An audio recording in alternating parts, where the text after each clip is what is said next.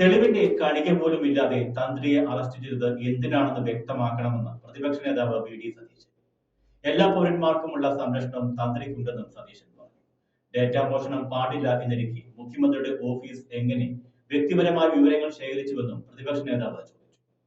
കോടതിയെയാണ് വിമർശിക്കുന്നത് പ്രതിപക്ഷം എന്ന ആക്ഷേപവും മന്ത്രിമാരും ഉന്നയിച്ചു.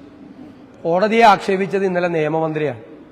അതായത് ശബരിമല തന്ത്രിക്കെതിരായി കേസെടുക്കാൻ തെളിവിന്റെ കണിക പോലും ഇല്ല എന്ന് പറഞ്ഞുകൊണ്ടാണ് കോടതി അദ്ദേഹത്തിന് ജാമ്യം അനുവദിച്ചത്.